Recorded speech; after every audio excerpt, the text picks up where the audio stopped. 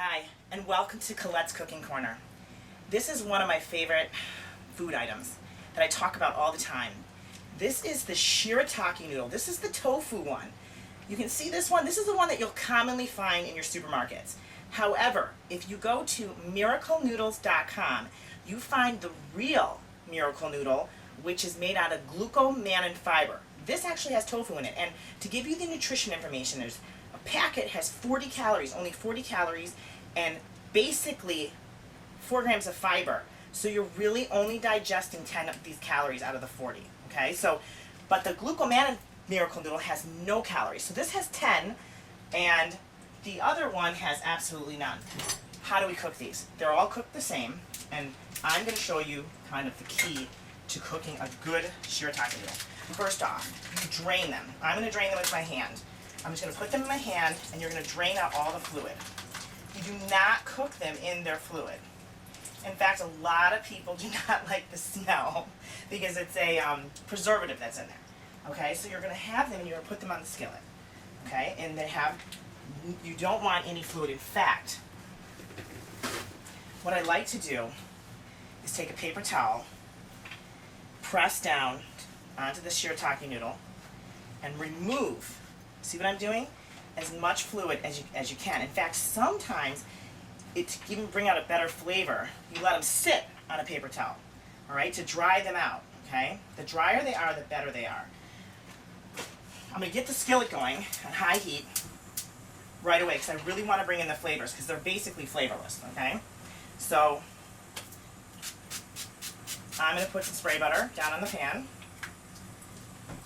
And I'm going to use just you can mix and match herbs and spices with these all day long. But I'm going to do one that's kind of fun. And I'm going to use capers. Capers are great when you're dieting because there's nothing in them. They've got a really kind of almost an olive taste to them. These are capers that are in a white balsamic vinegar. Again, so there's very little action going on. So I'm going to take about a handful, and what I'm going to do is I'm going to crush them in my hand because I want to bring out their fluid. So I'm going to crush them in my hand to really bring out their flavor. Okay, and then I'm going to crush them in my fingers. Make sure your hands are clean, and into the skillet they go. Okay, that was about a tablespoon of capers. All right, I'm going to wash my hands. Okay, so there you go. You got your capers. Let's season. Some salt and pepper.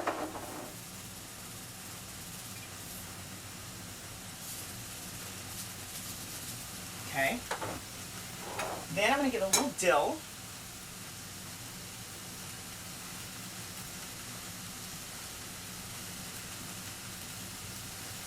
And I really just am eyeing it, okay? I'm going to put a little cumin in there. Seems to really match well with the capers, just a little bit. Really, did you see how little I put in there? About a half a teaspoon of mustard. And finally,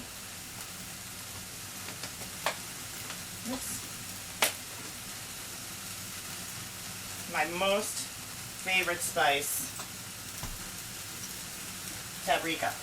So, capers, crunched in my hand. Paprika, a little cumin, little dill,